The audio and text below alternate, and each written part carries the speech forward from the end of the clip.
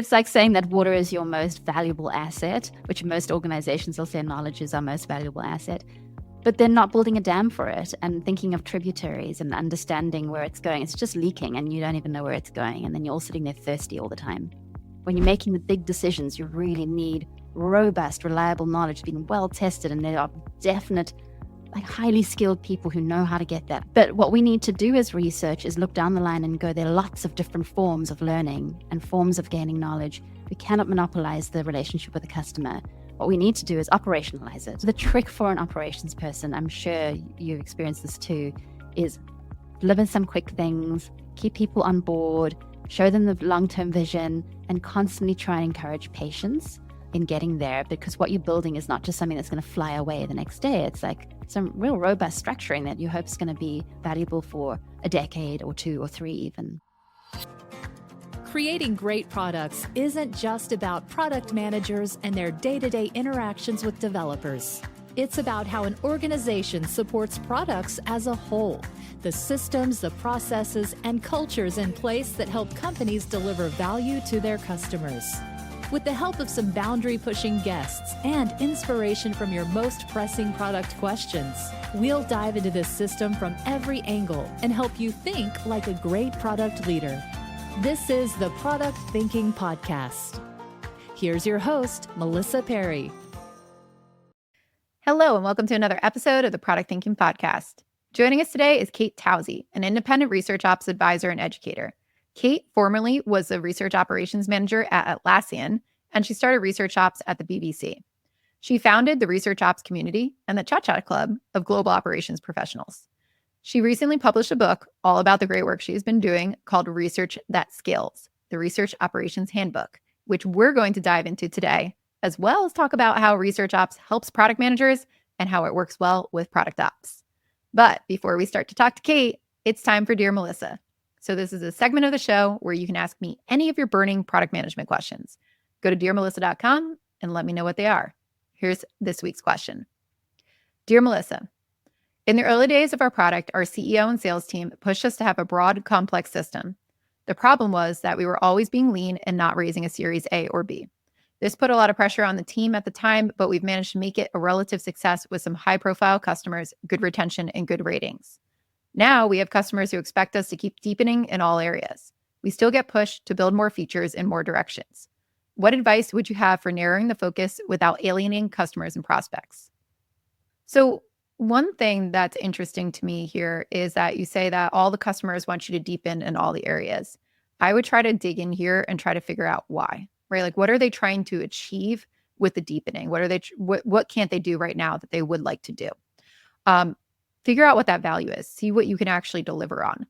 For the company too, you need to have a strategy. If you were basically just building what the customers asked for forever, you're kind of setting the tone that you were like a consultancy, right? An agency that were building them customer software. You have to change that relationship. Now it's still about understanding their problems and helping them get what they need from it, but you have to have some expectation about how you're not going to do everything. So your company needs to have a strong vision and a strong statement about what you are going to handle and what you're not going to handle. So that comes from a strategy and from communication on that. And it sounds like that might be missing in the organization. I see a really common theme with a lot of startups where they'll build something and they might build something super complex like you're talking about, and they'll go out and they'll try to sell it to everybody. You get a couple really big clients on there, and now those clients may have some similarities, but they might actually be different needs as well. So now you've got like client A saying, hey, I need you to deepen in X, Y, and Z over here. And then you got client B saying, features 1, 2, 3 over here. This part of the thing is my problem. You want to go back and study what kind of people are actually using your product and what they're using it for, and make sure that there's a firm direction there. Are you solving the same jobs to be done for everybody in a way where it's going to scale to a lot more users? Or are you just kind of building piecemeal for the biggest users who are yelling right now? That's what you really want to figure out. Now, I've been in this situation too. I've worked with a company where I was setting the product strategy. And when we looked at all their customers and how much money we were spending on custom software, let's say for them, or responding to their needs, which weren't super strategic, we ended up putting together this document, which we called the sales debt of the organization. And we said, what did we contractually commit to that was off our roadmap or straying away from our vision? And when we looked at it, the largest company that we had was a huge amount of sales debt. Like we were building custom features for them because they were yelling the loudest. Now we still wanted to protect that revenue because we didn't want them to churn. It was a significant portion of it, but we had to go back and start to have hard conversations with them about what they really needed or start charging them more. So we said, okay, you could still have that, but the price is now increasing, right? This has to go up. So use the tools that are at your advantage here. If they want custom software or they're asking for things that are off roadmap, can they pay to play? If it's something that's in line with your vision. And if it's not in line with your vision, you have to be firm and say, we're not really going into that. That's not where we want to look at. So I would look at all of your customers. And again, make sure that you have a good ICP. Make sure you know who that ICP is and make sure that you're not just building for anybody who wants your product, but people that it's going to scale to, right? You want to make sure that there are other people who are going to want the same problems to be solved so you can keep scaling in that direction. Having these hard conversations too with customers, they're used to it. People who buy software, they're told no by other people all the time, right? So you have to expect that they've had these conversations before. If you're solving their biggest problems, they're going to stay with you. If you're not solving their biggest problems, they will start to look elsewhere. So I'd look at your competition. I'd look at what else their alternatives are. But I'd also try to figure out if they're asking for all of these things, what's the value they're going to get from them and are they willing to pay for it? Right? That's really what's going to come down to. That's going to help you prioritize a little bit more. But again, go back and make sure all those customers are not just a bunch of very distinct, very different types of profiles. Make sure that they're a target customer that you can scale this stuff to others, and that's going to help you prioritize what to actually build. So I hope that helps. Good luck with this challenge. And anybody else listening out there, please go to dearmelissa.com and let me know what your questions are. Now it's time to talk to Kate. Hi, Kate. Welcome to the podcast. Hi, Melissa. It's so great to be here. I'm really excited to talk to you all about research ops, especially because I'm getting a lot of questions about product ops and research ops, and I'm a huge fan of this field. So, Kate, you have deep expertise in research ops, and you just wrote a book called Research That Scales. Can you tell us a little bit about what led you to research ops and what led you to writing the book? So, like many people, I fell into research operations. The very short version of it is that I was a content strategist working in London as a consultant, and Lisa Rakelt, the eminent research leader, I had done a project with her, and she said, hey, I need a content strategist in government. She'd moved on to working with the government digital service at an amazing time in its history, the GDS. It was about 2013, and for me, I call this the Woodstock days of government because it was creative and innovative and a small agile team. It was an amazing place to be. So she said she was growing quite a big research team or bringing researchers together from across government. There were about 40 of them at the time, I seem to remember. And she realized that they were producing all of this amazing research content. And the age-old or the evergreen problem is it was disappearing into the ether once it had been used. So she figured, not unwisely, that a content strategist might be able to come in and fix the problem. When I arrived, I realized as a consultant that I was not going to be able to fix the problem because it really actually needed a bona fide librarian or information scientist. And it was just a pale beyond the kind of skills that I had. But as a consultant, anyone who has been consulting will know you do not say that you've got nothing to offer when you've been when you're in a contract. And so I ended up building a research lab for the GDS. I come from a music, you might see bass guitars and drums and things in the background. So I have a history in radio production, in music. And so I thought, this is great. I get to play in the audio space and build a very hi-fi lab, which I did. And then after that, we launched the GDS User Research blog, which kind of brought in my editing and content strategy work there. Then I got stuck into video libraries and then into participant recruitment panels. So I ended up just doing all of these different parts of at least the tooling aspect of research operations. And over the time, I was writing blogs on the newly minted user research blog, the GDS blog, and people from across the world were reaching out from places like Etsy or Amazon, places like that, to have a chat with me about it. So by the end of about 3 years of working on these various projects and having a lot of fun with it as well, I realized there are a ton of people who are interested in this work and are thinking about it, but there's no framework around it. There doesn't even seem to be a name for it. I was wrong about that. There was a name for it. But I started the Research Ops community, which I stepped away from in 2019. and brought all these people together to really kind of talk about what is research ops. So that was kind of how I wended my way into this profession that is now widely known as research operations through the work of the What is Research Ops project that I launched with the research ops community and all that kind of stuff. But many people don't kind of start in research operations. Maybe in 5 years' time, people wake up and go, I want to be a research ops professional. But people come from social sciences, from hotel, the hospitality industry, from a lot of people from HR, because they know a lot about dealing with people and recruiting and systems oftentimes, from service design, from research as well. So yeah, I'm just like one of everybody else who's kind of found my way into this really intriguing space. So for people who are not familiar with what research operations is, what is it? How do you describe it? Yeah, my definition of it has changed over the years. I look at it as the systems design that sets up all of the infrastructure, services, everything that is the culture that is needed to enable not just a research team to shine, but to enable an entire organization to benefit from the knowledge that engaging with customers or users generates. Really, that's what it's all about. And when you're thinking about why organizations need research ops, what problem does this solve? Again, my point of view used to be quite narrow. I think, you'll know this, being a 2-time author. Writing a book is it's the best way to form your thoughts around something. And the reason it takes so long to write a book, for me at least, is because I go down all these rabbit holes around what do we actually mean by research? What do we mean by operations? What do we mean by what we're doing? And so that's really broadened my scope in terms of what is research even, and what are we doing with operationalizing research? And really, when you dig behind the kind of rote phrases that we use or the rote words that we use, it's all about knowledge and learning, and specifically learning about what our customers or end users, for those who don't work in a customer-centric organization, I'll stick with customer from now on, what they need. So we're wanting to dig up all that knowledge about what they need.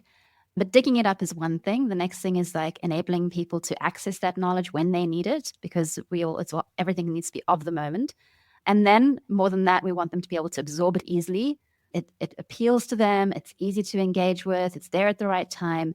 And it draws into their central nervous system so that they have a deep understanding of that knowledge. It's within them now. It's their knowledge. It's no longer knowledge on a piece of paper or in a report or in a researcher's head. It's their knowledge. So at some point in the future, all of this knowledge is consolidated with them as the repository of it, and they can make really smart decisions. They might not even know where all these bits of knowledge have come from necessarily, which is a tricky thing for research teams. How do you draw the lines between an executive or a designer or anyone or a product manager making a brilliant decision? It might be something that they've picked up over multiple different experiences or in multiple different ways. When you think about implementing research ops too in an organization, where do people typically start? Implementing research ops in an organization, typically people will start with the most painful part. Most often, that's participant recruitment. For everybody, whether you're talking about research operations for product managers in the product operations space, which is what I'm so intrigued by, is really, when are we all going to get together and just figure out the completeness of of what people in product organizations, which like you're either service or a product, like we're all delivering the same thing. Ultimately, it's all products and services. And so product managers have a hard time getting hold of people to talk to learn from them. Researchers do, designers do, and sometimes, execs or C-suite heads of, they want to spend time occasionally. It might be sort of a quarterly ritual to spend time with customers, and they will have a hard time doing that as well. And they want a certain type of VIP customer. So that's the biggest pain point that tends to innovate someone to think about operations. And then if they don't succeed on their own because they get a wonderful tool in place and it just doesn't quite deliver what they're wanting, then they might look at bringing in an operations person to sort that out. The second thing I'm seeing as a more recent theme, which is a wonderful thing to see, is knowledge management. The very heart and soul of research is knowledge, as I've already spoken about. And it's a madness to me. I've said this a number of times. I'll keep repeating it until it becomes not an issue anymore in the profession. It's a madness that is not the primary thing that we're thinking about.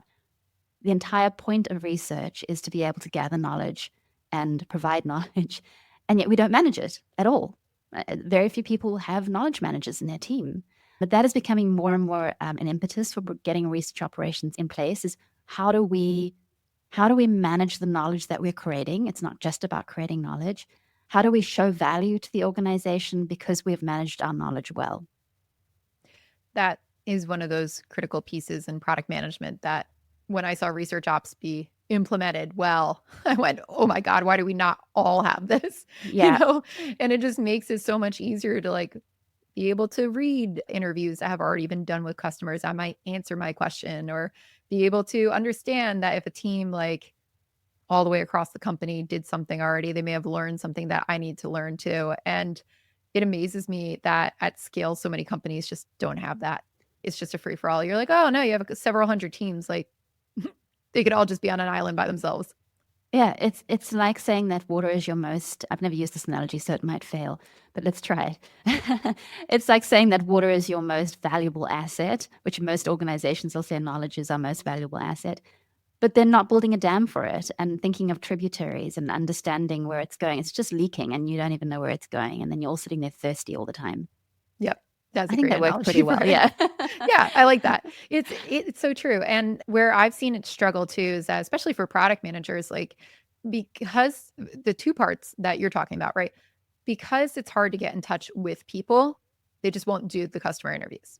They're like, oh, Yeah. nobody's answering me. It's like, well, how many people have you contacted? Like 5, 6, I can't get the Yeah. opt-ins, right? There's so much time that goes into actually recruiting people for any kind of research that Yeah. they just give up a lot of times. And then we'll just be like, I'll send out a survey. I'll get 5 responses. And you're like, that's not the type of research we need to do. So Yeah. they won't do the research, or somebody did the research and they don't share it. So in the absence of all that data, what happens in product management is they just start making guesses. Yeah. Right. And because there's so much else going on, and what I've loved about reading your book, the most recent one, is about product operations. I'll add that in, is really getting an understanding of the wide remit of product managers in terms of managing business and thinking through all the numbers. And it's running a mini company within the company. There's a lot to do. And then if you're now going to have to be recruiting participants on top of that, and it's really difficult to do, it is going to fall off the back of the bus, literally. But what I feel is that, sometimes I've seen where the relationship between research and product isn't good. And when I say research, I mean either the researcher that is within that team or the research organization as a whole. When that is not good and there's a lack of trust from product that the research coming out is relevant, well-timed, true, trustworthy, all those things, then the relationship can fall apart. So even if there's a ton of research being done, if all those things aren't in place, particularly the timing or even the format of it, if those things aren't really dovetailed to the product manager's needs, they still don't feel like they've got the research, but they're so busy they can't kind of stop to try and fix it all because they've got to just keep rolling and running. Yeah. The other thing that I think is really fascinating about product is that typically in organizations, particularly with the kind of rise of people who do research, PWDR, and product and designers and researchers and everyone being empowered often by a research ops team to do research on their own, it's often lumped in. A research ops person is hired and it's like, well, you must just build tools that everybody can use. It's a good start. It's better than nothing in place. But what I've found is that product managers have very, very different needs, even just in the recruiting realm, than a designer or a researcher would. I've said this so many times and I'm waiting for someone to pick up on it. What I feel, and I'd love to hear your point of view, Melissa, product managers, they need a dating app for customers because busy, want to go onto a Tinder or Bumble style thing. I want to filter and say, I'm interested in people who are battling with checkout at the moment or dark mode, and their profile's there, and I want to speak to someone who's available next week. And they can flip through and quickly find, I've already done the filters, quickly find that one person, instantly hit a button, set up a date, done. And maybe it's not a full research cohort with analysis and synthesis and the whole 9 yards, which takes, a lot of time and skill that might not be natural to the product manager. They're getting to meet a customer and have a chat on a regular basis without needing to go through the standard research recruitment protocol, which is come in, create your screener, tick these boxes, do this filtering. Brilliant processes for getting together a solid cohort for a full research study, but not great if you're just wanting to bump into a relevant customer next week. Yeah, I think everybody's going to be demanding the thing that you just described. So I hope you want to build it. But I think I think there's two phases of this, right? And the product managers who are usually launching a feature, let's say, or trying to figure out how to optimize a feature that might be out there or fix a known problem, they want exactly what you're talking about, right? It's like, I want to meet somebody who's experiencing this problem right now.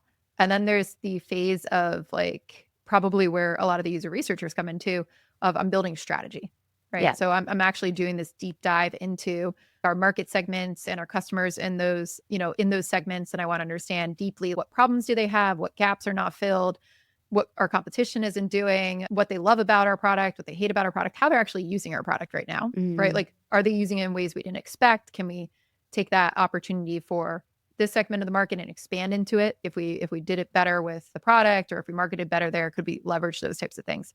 So there's that type of strategy for product managers, which typically I'd see like more senior PMs do, like it's director level, VP level, CPO level there. But some senior ICs will start a product or be in charge of that as well sometimes, if it's like an innovation team or somebody building net new there.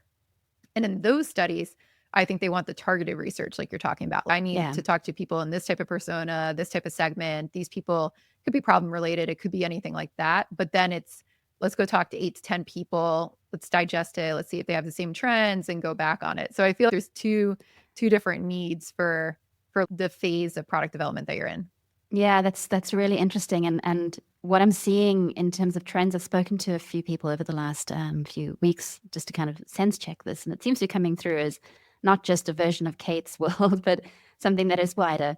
And so what's happening is, because of all the layoffs in the last 2-3 years now, we're seeing that the researchers that are remaining in organizations are being moved from doing a lot of tactical research. So they'd be going in and kind of doing the day-to-day research for a design or product or whoever. But they're being moved up into strategic research spaces, and that's where their time is being put.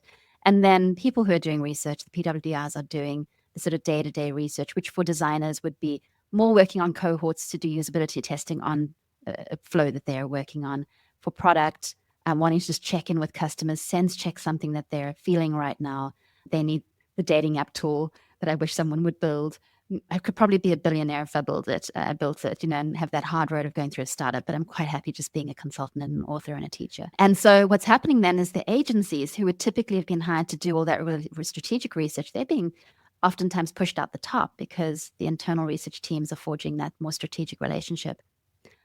Sorry for the agencies, but I do think this is a really magical space, because how does our tooling and our operations shift to enable researchers to really work hand in hand with product, to do that amazing strategic research in a way that is really timely. Like when they need the information to put the strategy together, it's all there. It's including all the quant that they need, the qual that they need, and there's the full picture. And we're operationalizing the variety of people in a product team to be able to do the nuanced type of research that they need to do, not just across methodologies. Are they doing a diary study, an unmoderated, a moderated, a field research, but across who they are as a function. Like, as I said, designers work differently to researchers, work differently to product, which works differently to market research as well. I like the trends that you're seeing like emerge here. And how do you feel about research being leveled up into the strategic part? And how do you think like the research community feels about that? Is it like a good shift, or is it like, no, we want to own all the research everywhere shift? I think there will always be people who are very comfortable with how things were and don't necessarily want to change. And I think that's especially true. I'm late 40s, I'll be very happy to admit. And so I think that, when you're coming to a part of your career where you're like in the middle of it, if not like looking at the next 10 years of it and then thinking, what would I do after that? And it's been very comfortable. Like maybe you don't want the change so much. But I think, and there's also just personalities. Some people are just very happy with how things were and don't really want it to change. But there are a lot of people who are going, wow, there's real opportunity in here. I have heard endless numbers of researchers over the last 13, 15 years saying, oh, I'm just here doing like this sort of like feature testing all the time. And, I've done so much study and I'm really skilled at doing more nuanced work. Well, here's the opportunity. I think it's an incredible opportunity. And I think those that are willing to kind of look ahead and see the gap that is there and dive into it. And for me, what it is instead of research operations, I'm biased because I'm a research ops fan, of course, and guru. So, but I think this is, even if I put that aside, instead of bringing research operations as assistants, which has been a problem all along, research operations is, I'm sure you will heartily agree, is not an administrative assistant job. It's about designing systems, understanding the business. It should be a strategic design role. And so when you bring in those sorts of operations folks to get them to do that work at a high level, and now you're looking at how do we leverage research across the organization by enabling all sorts of people to meet with customers at the level that they need to, spread the knowledge that they've got, enabling people to come to a really well-organized resource and engage with the knowledge that we already know, to come to events and immerse themselves in custom experiences, really well-curated ones. All these levels of experience that you can create and bring people together, create culture around. And then we get to use our amazing honed, sometimes university degreed skills to do this highly strategic work that is going up to the C-suite, that's really having an impact on how the company runs and the direction it's going in. I think that is like, wow, like what an opportunity. I'm looking forward to the next 5 years when there will be people who grab that opportunity with both hands and really make it shift. I think it's fantastic for the research community too, because I usually get questions from people who are like, how can I justify the value of research? Right. Or how do I justify my role? And I know I've also been told a lot that there's a ton of angst between the research communities and the product management communities, because a lot of researchers were laid off. And because they were like, well, product managers can go out and talk to customers too. And there's a lot of people who are like, no, they're not going to do it right, or they're not going to follow all the rules to do it. Like, we're needed. And I've always been of the mindset that we do need good user research, but I have personally benefited from it a lot, especially at the strategic levels. Like when I would go into organizations when I was an intern CPO, right, with Products Labs, a lot of times we'd have to figure out very quickly what was the biggest problems for the customers in these organizations. Like they would be invested in, through insight. And then we'd go in and we're like, let's get the lay of the land. We're like, what are customers happy with? What are they not happy with? And how do we get just like a good snapshot of where our opportunities are when it comes to product? And there I'd partner with a researcher who would go out and we'd look through the product, we look through all the metrics, and we'd come up with some hypotheses. And then she would go and target the customer segments that we wanted to talk to 10 to 15 people, and come back with a digest that was like, hey, here's what's going on with our customers, right? Like you're wondering if you can move up market, or you're wondering like what's the different problems in a mid-market segment versus the enterprise, or if there's opportunity there. Like, here's the customers that we talked to. These are like, good. Some of these were not good personas. Like we just cut them out, right? These ones were good ones. Here's the trends we're seeing. And we would evolve that into a product strategy, or we'd evolve it into a good spot for when we would hire full-time CPOs in eventually, but for them to hit the ground running and understand like, hey, this is what my customers are feeling. And to me, that was so valuable to have like a strategic researcher there, because she could surface up the problems and, talk to the customers and come back and like digest all these clips and help me be able to watch them. And we'd go back and forth, and I'd be able to connect it back to the product side and the business side and say, oh, this isn't really what we thought it was going to be, or this was not what we intended, or there's an opportunity over here. And if we can leverage this, we could, build X, Y, and Z to do it. And between the two of us, we could get to a really good spot with that product strategy, or like a good hypothesis of where to start, or how to actually like prioritize a roadmap in the meantime. And I don't think executives are taking enough advantage of that with researchers. I completely agree. And I think some of that's been, research is still relatively young. I mean, tech is still relatively young in a way. But I remember, like 15 years ago, having big teams of researchers in organizations was not very common. I mean, aside from the Googles and the Facebooks and et al., those sort of spaces, research ops, in fact, existed in those spaces 20 years ago, just very unknown. But and in possibly not the framing that I would give it of the sort of strategic design of services that will spread knowledge, which almost sounds biblical, as I said, I think. But yeah, it's as research, I do wonder, it's been a tough time, and I don't want anyone who's in the research space listening to this to go, I'm just kind of rolling over it and going, that's all good. But there's opportunity in everything that happens, really, is my optimistic view. And I think this has been a bit of a jolt to go.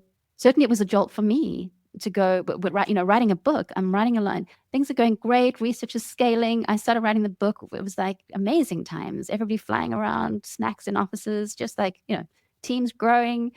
And about halfway through, sort of 2 years into writing the book, I started in 2020, 2022, everything started to fall apart. And I'd been writing this very happy book about how do you scale research. I rewrote half of the book because I had to have a moment of reflection of wow, I'm writing a book it's called Research That Scales. And research is descaling at a rapid rate around me. And why? Because I can't write a book about how you scale research if I don't address why it's rapidly descaling. And so it's been a lot of soul searching to really look at what have we been doing?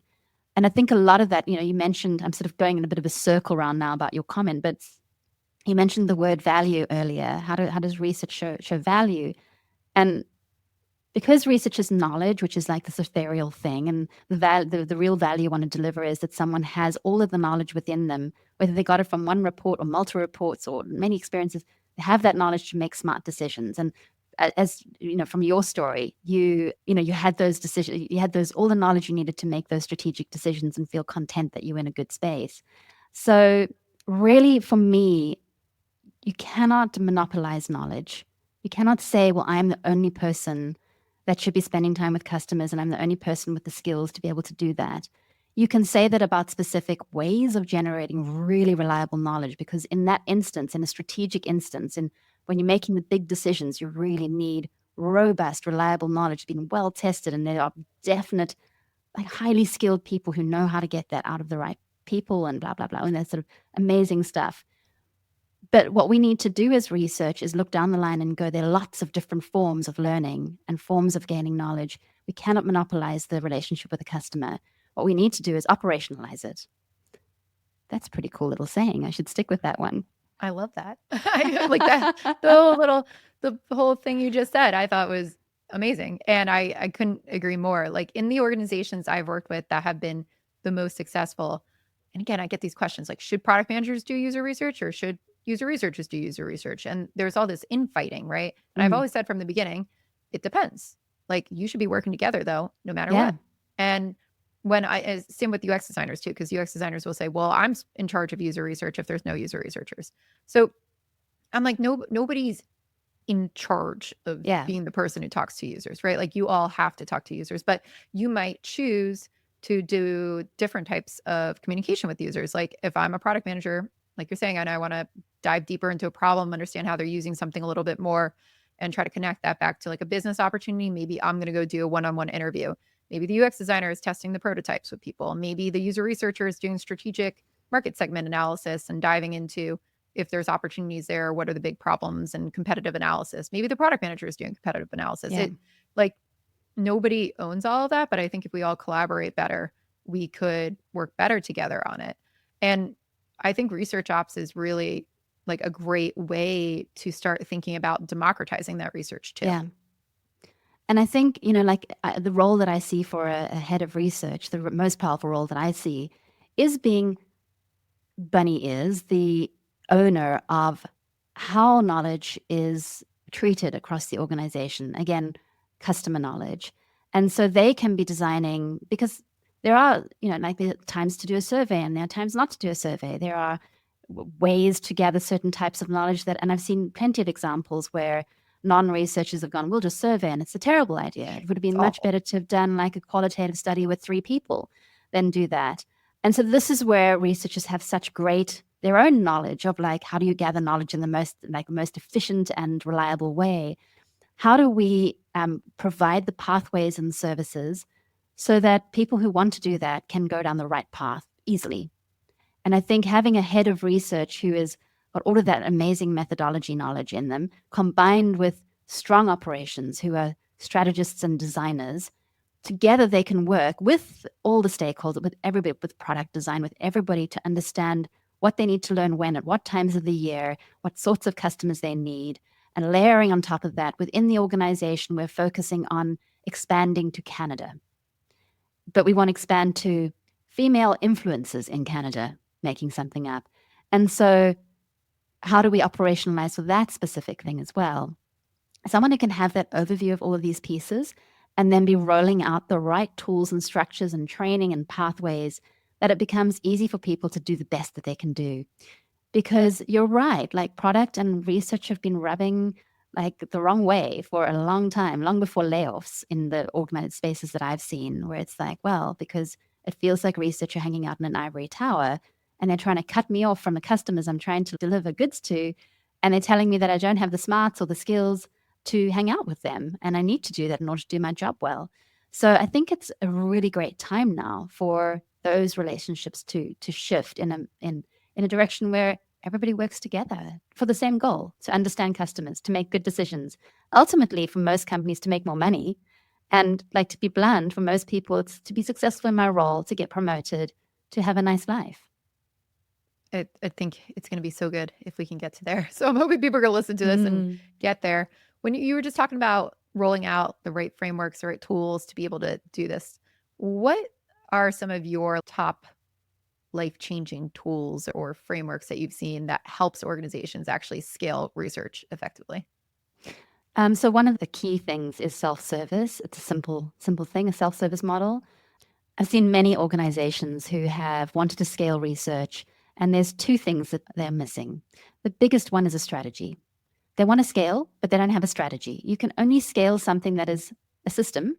Only systems scale. Research itself does not scale. In my book, it's cheeky. Not many people have picked up on this, but it's called Research That Scales. The very first chapter is its contradiction. It says research does not scale. Systems do. And it's true. You cannot, research is not a thing. You can't point at research as knowledge. So you cannot scale it in that sense. And it's not even a repeatable thing.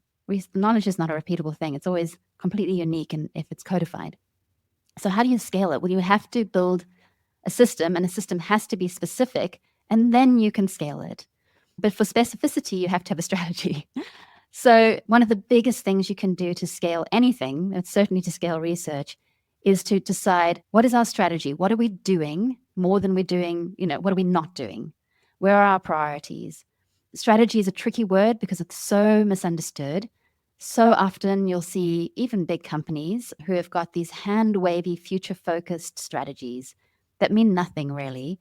And when you dig underneath, if you happen to kind of be invited to dig in, you'll find that there's no grounding. Like, they haven't done any planning as to how they'll actually deliver the strategy. It's just some vision for the future.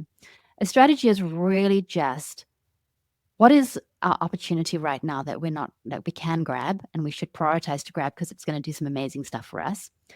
What are the things that are blocking us or frustrating us or slowing us down? Let's get together a practical plan to fix them. It is literally that simple. And so in a research context, or even in any context, product, design, research, where you need to learn about your customers and you're finding that you've got a problem, you're being blocked, have a look at why you're being blocked. Let's go to that common one, recruiting. It takes too long. We've got to work through this. This is a common one for product, as we mentioned earlier. It takes too long because I've got to go through this tool. I've got to do screeners. I've got to select, blah, blah, blah, blah, blah, in order to find one person to talk to next week. Come up with a strategy. What is your plan? How are you going to fix it? If that is your biggest problem and it's the thing that's stopping you from learning so that you can make progress in the direction of the product, then that's what your strategy is. We're going to prioritize that and fix it. Number one thing, once you've got the system and once you're building the system, you can build scaling into that. The other thing, just on the note of scaling, is it's often thought that everything has to scale, especially in our world, which is faster, bigger. Everything must be faster and bigger all the time. Not everything has to be scalable. It's hard work to make something scalable.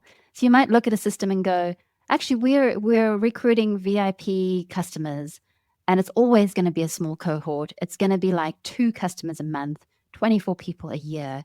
This is not a big system. It doesn't even have to be scalable. So to be very careful about what you actually decide to scale. It's very finally, because I could talk about these things for ages, and one of my promises to myself is to get more succinct over time. But the final thing is, what often happens is that people will hire someone to come in and offer recruiting, and they will set up full service systems, as in I did this. This is the only reason I know about this, is that I did this 6 years ago. I hired someone to come and do full service recruiting for all Atlassians when I was still running the research ops team at Atlassian. It is completely unscalable and very, very expensive. And so really your first port of call for delivering scalability in organization, once you've decided what you actually want to deliver, is to set up systems that are self-service as a start. Allow a canteen-style service. Right at the beginning, you'll deliver something that's pretty basic. It won't be everybody, it's not a restaurant you come in and order exactly what you want or for the a la carte menu. You kind of get what you get. If you're vegan or gluten-free, I'm gluten-free. Sorry, you're probably not going to be catered for right now. That's coming down the line. But you'll have something, just something to get you like from nothing to something. And then later on, you can start to understand, where do we need to offer a bit more service? Here we need to put in the special dietary requirements, or we need to put in an a la carte offering for the special people who come for this particular thing. And so really to start slowly with self-service and then look for the opportunity to offer a hybrid or a full service later on. When you were at Atlassian, where did you start? What was your like small thing that you put out for people? Small thing, well, once I'd shut down the full service recruiting system that was like not even a system, I realized pretty within 3 months it was going to be a complete fail, and swallowed my pride and shut it down. The first thing was getting we're blessed these days. There's so many amazing recruiting tools out there, which are designed to work with the sort of research design requirement, but it's a start. And so we procured one of those, set it up as best as we could, put in some basic training around privacy, like what is a consent form, how to use it, 20 minutes on-demand training. We didn't even have to be there. Once you did that training, you could get access to the tool because you got like a little certificate. That was handled by IT. We didn't even have to do it. And so you were opened up without needing to find money. It was all paid for already. Like we'd already got forecasted and got all the funds in place for it. You could go and then you could start recruiting people pretty quickly and easily. Not perfect, but a really good start. So that's the number one thing if you're looking at recruiting. With knowledge management, number one, hire a librarian, a real librarian who actually knows what they're doing with like taxonomies and structured taxonomies and someone who studied this for 5 years and really understands the whole thing. And she put up a Google spreadsheet initially, which for her was quite that's a step down from running a real research tool, library tool. But it was a great way to just start gathering all the information we have and also understand what are the, like an MVP, what are the sort of, lean operations. What are people's needs around knowledge around the organization? And eventually we moved into a bona fide research library tool. So those are the, speaking of recruiting and knowledge management being the two biggest things, you can start out pretty simple. When you think about research ops and product ops, right? So I wrote in the book a little bit about the research ops function and, what we did at Athena Health and what Jen Cardello implemented there and then at Fidelity. How do you think these things work together? I write in the book, if you have a good research ops teams, please do not reinvent the wheel. What can research ops do to work better with product ops, and how do you see the divides between these things? Yeah, I wish there wasn't a divide at all. I think there is currently a divide because they're both pretty emerging spaces, and people are still getting to grips with what they're doing, never mind with what others are doing. But I am seeing more and more research ops folks asking about product ops and trying to understand. I see that products ops, you've got such a strong muscle around business acumen, MBA level business acumen. We don't necessarily have that. We need that. So that's a great exchange. We've got a huge amount of muscle around data privacy and around the system set up to be able to recruit participants, manage knowledge, move knowledge around the organization, socialize things, set up cultures around knowledge exchange that I think could be very useful to use. So really, it's a yin and a yang. And once we all get to see that, we can come together and work in harmony. I know in your book, Product Operations, one of your pillars is research and insights. I finished reading a couple of months ago. Yeah, exactly. And that's where we sit. Mm-hmm. So, one of the entire pillars is research operations. So I foresee, and this is happening already. It's not like this is like looking way down the line, that more and more teams are created that have product operations, research operations, and then design operations working like absolutely like dovetailed. There's just no distinction between them as one team that enables an entire developed product organization to have the knowledge that they need, have the business intel that they need to be able to make good decisions, and all the design, the design operations folk, they do such interesting stuff too, in terms of getting the designers Figma and all the practices and structures and design patterns and design systems that they need to be able to do their work really effectively. It's an amazing trio. Why we don't see this more and more often, I don't know. Yeah, it's kind of similar to the trio that we think of with user researchers, product managers, and, or designers. I mean, product managers and engineers, but user researchers in there too. I feel like we all have to work together as a product team. We'd say too, in the product ops world, go work with sales ops people too. I think you pull them into the tree, like you pull them into the ops group. Maybe we need like an ops guild. I think we do, because there's also like marketing tech, like MarTech. Yep. And then there's the market. So the customer and market insights piece, like there's the market research piece. And people always ask me, what about product marketing? And I'm like, if they're doing that piece, let them do it. Like I don't have a full ownership over like who does what, as long as it's done in a way that actually helps product management. Yeah. Sometimes when those things get siloed, like we were talking about with user research, and it becomes like a us versus them thing, they're not thinking about designing it or doing it in a way that can be leveraged by product management. And sometimes there's a product marketing team that's like, no, we do all the market research, and you can't come to us and ask for it. Like, we're just out there researching. And you're like, well, that's pointless, right? Like, we have to do this together, and then we can form a hypothesis, and then we can both go look at it, and you can give me insights, and that might spark me to actually start to think about other trends I've been seeing, and then we form a hypothesis together and look at it. And I think we need to get away from those divides. So many companies, I feel like, just get so functionally aligned instead of remembering, especially if you're a SaaS company, like you build a product and you sell it. So like we're all not just working towards that product or trying to make that product better or any of that, like trying to make our customers happy with that. Like, what are we doing? Why are we all, there should be no competition.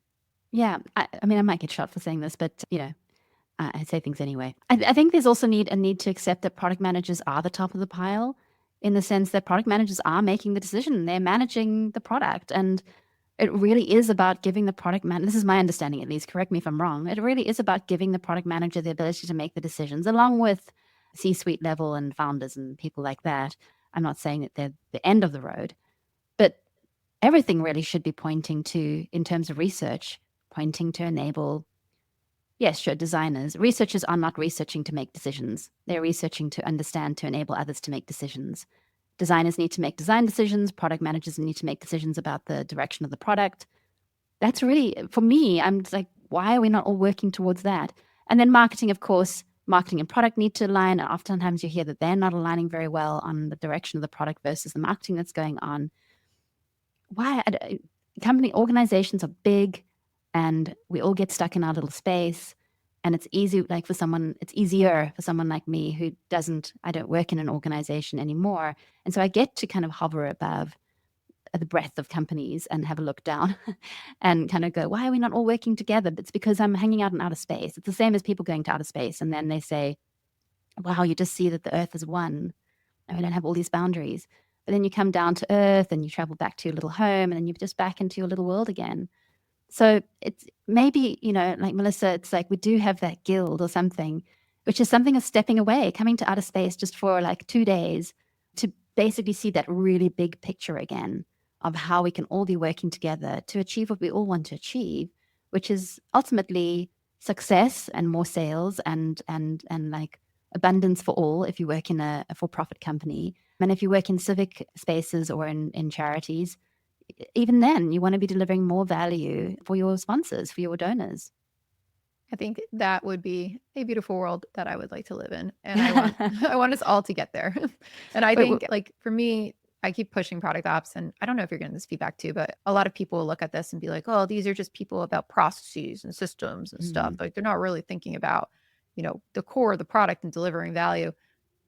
To me, I think it's naive to think that we can't talk about process like in an organization and get things done, especially in large organizations. Like they have to have some kind of system, have some kind of process on how you work. Like otherwise it's a free for all. But I just keep hearing this pushback of like, do we really need this? Do we really need that?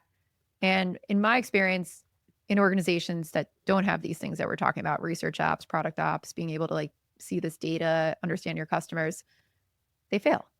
Yeah. It's like, they do not do well, or they're hanging on by a thread. Like they may not have failed yet, but they're not doing well. Right. And then the ones that are implementing all of these things or creating these systems, they can tell you exactly what their customers want, right? They're so in tune with them, they're able to deliver value faster. I think some of that's because operations is not always like an instant. It's not always instant. When you're trying to deliver operations from scratch, you're looking for a low-hanging fruit quick fix, as I said earlier, to kind of show value early on. You can't say, inviting people to a party and then going, well, you're just going to hang out for a couple of hours while I cook this amazing meal. You give them hors d'oeuvres or something. It's not the full meal, but it's something just to keep them happy. Glass of champagne, everyone's happy. And it's the same when you're setting up operations from the start. Look for something pretty easy, not perfect, but it's just a snack to keep people satiated for a little while. But the big changes and the big value comes sometimes a year or two down the line. And so when you start collecting data, for instance, within 3 months, it might not necessarily be the most robust data you've ever seen. And all the effort you've put into standing up the tools and the processes to collect that might seem like it might have been a waste of time. But a year down the line, you've got some interesting things to look at. 2 years down the line, you've got something that might look like a trend. 3 years down the line, you're seeing maybe some really interesting patterns in there. And I think that's the really big piece around ops, is it needs that strategic long-term vision. It needs an enormous amount of patience to get to the point where the processes and the systems are delivering things. And that's not just even in terms of data, but also culture. Like you've managed to shift the needle on how people see their relationships, how they learn, how they understand how you engage with customers. These things don't change overnight. And so the trick for an operations person, I'm sure you've experienced this too, is deliver some quick things, keep people on board, show them the long-term vision, and constantly try and encourage patience in getting there, because what you're building is not just something that's going to fly away the next day. It's like some real robust structuring that you hope is going to be valuable for a decade or 2 or 3 even. Kate, great advice for people out there who are trying to spin up research ops. If people want to learn more about you and buy your book, Research That Scales, where can they go? They can go to katetowsey.com. It's Towsey, S for sugar. You'll find on there my book. You can buy it from rosenfeld.com as well, or Amazon on there. If you buy it from Amazon, please leave a review at some point when you've read it. And I'm going to get to 50 reviews at some point soon. Yeah, that's the primary way. I'm also on LinkedIn. Great. And we will put all of those links in our show notes at productthinkingpodcast.com. Thank you so much for listening to the Product Thinking Podcast. We'll be back next Wednesday with another amazing guest. Make sure you like and subscribe this. And if you have any questions for me in the meantime, go to dearmelissa.com and let me know what they are. We'll see you next time.